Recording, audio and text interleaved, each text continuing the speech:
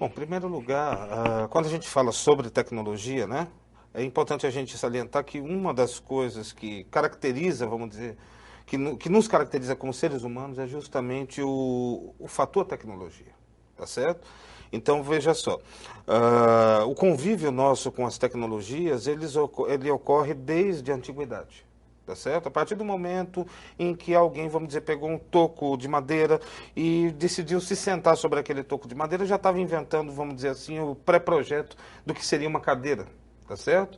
Assim como a partir do primeiro momento em que alguém pegou uma pedra para poder cortar uma carne, já havia ali presente um pré-projeto do que seria provavelmente a faca, do que seria também não só a questão da faca, mas um conjunto de técnicas que hoje você pode dizer que constitui as técnicas de frigorífico, as técnicas de corte de carne, entre outras coisas. Então, basicamente, o que a gente define como tecnologia, tá? Em primeiro lugar, a tecnologia a gente tenta analisar sobre três prismas. O primeiro prisma, a primeira visão sobre tecnologia é uma visão que é colocada por um autor chamado Jules Granger, no livro A Ciência e as Ciências. O Jules Granger ele procura mostrar a tecnologia enquanto extensão do corpo, tá certo? Então, eu tenho o óculos uma extensão da minha visão. O automóvel, no certo sentido, uma extensão das minhas pernas, né? A escrita como uma extensão da minha memória, tá? Então, na perspectiva do Jules Granger, você tem a tecnologia enquanto uma extensão do corpo, que poderiam surgir de duas formas. O primeiro modo pelo qual poderia surgir seria o modo acidental.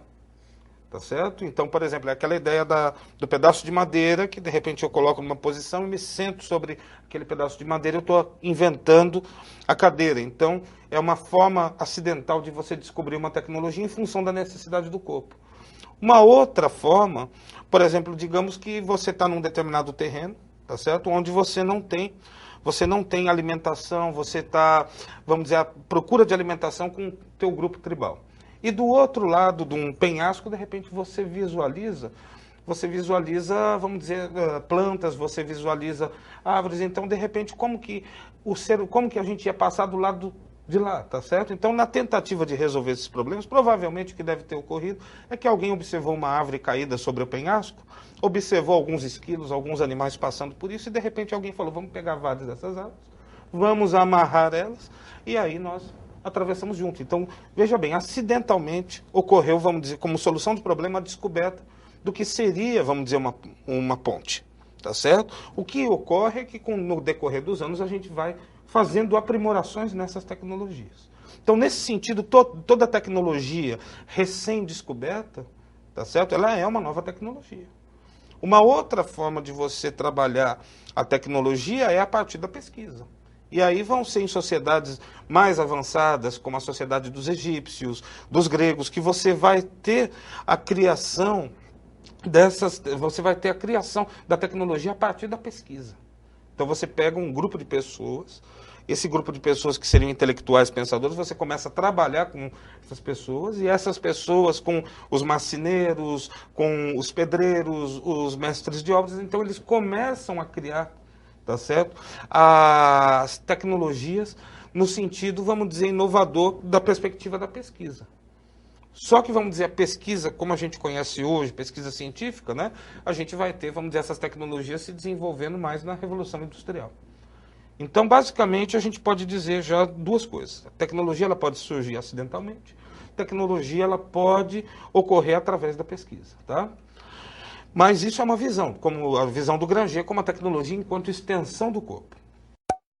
Uma segunda visão sobre tecnologia, tá certo? É a visão que o Pierre Levy ele traz, no livro O que é o Virtual, eu acho que é possível ver isso, quando ele fala sobre a virtualização enquanto uma contraposição à atualização, tá certo? Para Pierre Levy, por exemplo, essa ideia de que o virtual é uma coisa não real é uma falácia.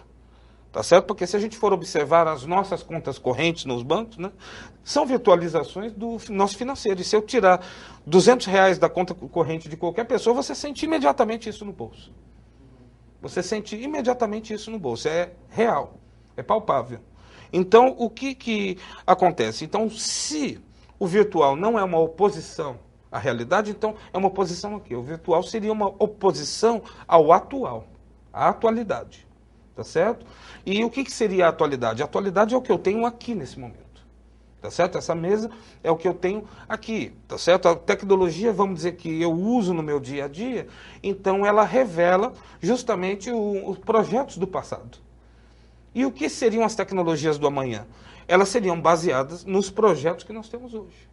Então, quando você olha hoje um computador, o computador envolve o quê? Um teclado, envolve uma tela, envolve, vamos dizer, mouse. Então, são várias tecnologias que foram reunidas ao longo da história. O teclado sintetiza a ideia da máquina de escrever. O vídeo, tá certo? A tela, né? Sintetiza a ideia dos meios como televisão, tá certo? Então, basicamente, essa seria a ideia. E um terceiro ponto de vista é a tecnologia enquanto artefato cultural. Ok? Tecnologia enquanto artefato cultural, o artefato, ele é basicamente, vamos dizer assim, ele envolve o conceito de mediação, tá certo? Quando a gente estuda Vygotsky, por exemplo, a gente vê que a ideia de mediação em Vygotsky está baseada na relação entre as estruturas de comunicação, as estruturas mentais de comunicação e as estruturas mentais de raciocínio. Quando você observa os mamíferos superiores, você percebe que eles têm estrutura de raciocínio, tem porque resolvem problema. Quem já não viu um cachorro em algum momento abrir uma porta através da manipulação de uma maçaneta, ou ainda um rato, vamos dizer assim, encontrando a comida, tá certo? Então aquilo ali são estratégias de resolução de problema, tá certo?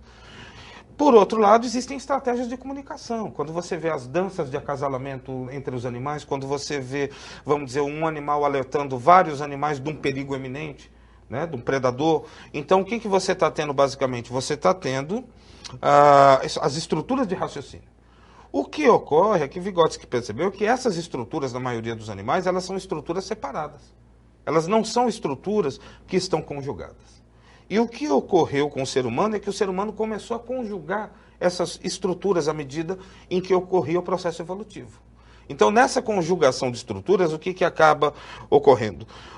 À medida que o ser humano ele utiliza as estruturas da fala, ele aprende a organizar o pensamento com a fala interna, que é aquela fala que a gente tem no nosso pensamento. Tá certo? Eu penso numa determinada língua, eu penso através da língua e organizo o meu pensamento. À medida que eu organizo o meu pensamento através da fala, consequentemente, o que ocorre? A fala também é organizada pela estruturação do pensamento. Então você cria um ciclo contínuo, né? Que seria melhor dito como uma espiral crescente, tá certo? Então o que acaba acontecendo? O ser humano ele começa a utilizar a fala para organizar o pensamento e o pensamento para organizar a fala, na conjugação de estruturas, tá certo? E nessa conjugação de estruturas, tá certo? O Vygotsky inicialmente ele percebeu esse fenômeno que ficou conhecido como a mediação. Essa estrutura toda é a mediação, tá certo? Mas a construção do significado é basicamente essa relação direta entre a fala e o pensamento. Agora, o que ocorre? Enquanto o Vygotsky ele percebeu isso, ele tinha outros estudantes, como Luria, entre outros, que faziam parte do que a gente pode chamar de escola sociohistórica. E nessa escola sociohistórica, eles perceberam que a mediação ela não se reduzia só ao psicológico. A mediação ela era também cultural. Então, nesse sentido, o que a gente pode perceber pela mediação cultural? A mediação cultural, ela me permite trabalhar da seguinte forma: eu desenvolvo objetos, e esses objetos que são inventados por mim, ser humano, eles estabelecem uma relação educacional, tá, com aquele que é o usuário, tá certo, do objeto. Por exemplo, um copo como esse aqui, tá certo? Provavelmente foi a partir da observação de folhas, tá, que se desenvolveu a ideia desse copo. Então foi observando folhas, ou até mesmo com a concha na mão, né, que alguém começou a beber água e tudo mais. Com o desenvolvimento da cerâmica, o que você faz? Você vai aperfeiçoando isso. Mas o que é interessante do artefato cultural é que nos objetos você já tem presente a linguagem.